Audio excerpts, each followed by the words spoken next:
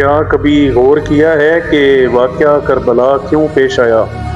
امام حسین کو کیوں شہید کیا گیا؟ یا امام حسین کا کیا قصور تھا؟ واقعہ کربلا اس لیے پیش آیا کیونکہ امام حسین نے یزید کے ہاتھ پر مکمل طور پر بیعت کرنے سے انکار کر دیا تھا۔ آپ کے انکار کی صرف ایک وجہ تھی کہ خدا کے علاوہ نہ کسی سے ڈرنا ہے اور نہ کسی کے آگے جھکنا ہے۔ امام حسین کا موقف بالکل صاف اور واضح تھا۔ امام حسین نے دو ٹوک الفاظ میں کہا کہ یزید ابن معاویہ کا طرز حکومت اسلامی اصولوں اور خلافت راشدہ کے نظام کے بالکل منافی ہے۔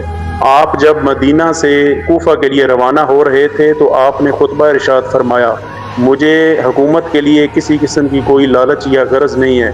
میرا مقصد ہے کہ عام حکومت کا اصول نہیں ہے بلکہ اپنے نانا کی امت میں اصلاح لانا، نیکی کا حکم دینا اور برائی سے منع کرنا ہے۔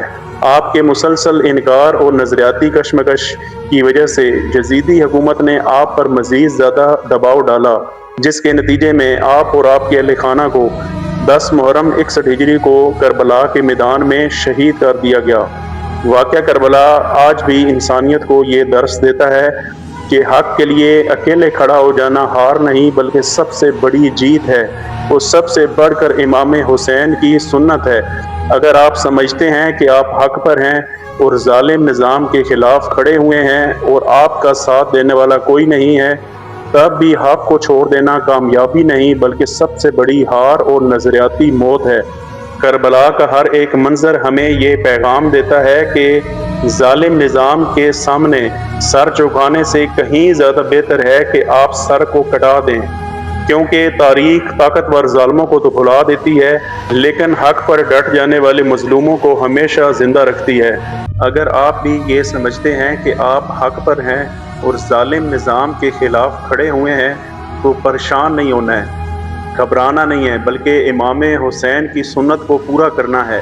لوگ آپ پر تنقید کریں گے، لوگ آپ پر طنز کریں گے، لوگ آپ پر الزام لگائیں گے، لوگ آپ کے خلاف صف بندی کریں گے، لوگ آپ کے خلاف محاذ آرائی کریں گے، آپ نے گھبرانا نہیں ہے، بالکل آپ نے حق پر ڈٹ کر کھڑے رہنا ہے۔ لوگ ایک طرف جوک در جوک آپ کو چھوڑیں گے اور دوسری طرف آپ کی مخالف سمت میں آپ کے خلاف جوک در جوک جمع ہوں گے۔ لوگ ایک دوسرے کے موقف کی تائید کریں گے، ایک دوسرے کے موقف کو تقویت دیں گے، ایک دوسرے کے موقف کو مضبوط کریں گے، کیونکہ سب کی ایک جیسی تکلیف ہے، سب کا ہدف آپ ہیں، سب کا نشانہ آپ ہیں، سب کا ٹارگٹ آپ ہیں، لہٰذا لوگ آپ کے خلاف جمع ہو جائیں گے اور آپ کو نیچا گرانے کے لیے یا نیچا دکھانے کے لیے ہر ممکن کوشش کریں گے، لیکن انہیں معلوم نہیں ہے کہ جسے اللہ کھڑا کر دے تو پھر اسے کوئی گرا نہیں سکتا۔ جب سمندر کی بڑی بڑی لہریں آپس میں ٹکراتی ہیں تو کنارے پر نرم سی سفیدی بن جاتی ہے جو معمولی سا ہوا کا جھونکا آنے سے ادھر ادھر بکھر جاتی ہے۔ ان کی حیثیت بھی اسی طرح ہے، بے وقت، بے وزن اور بے اثر۔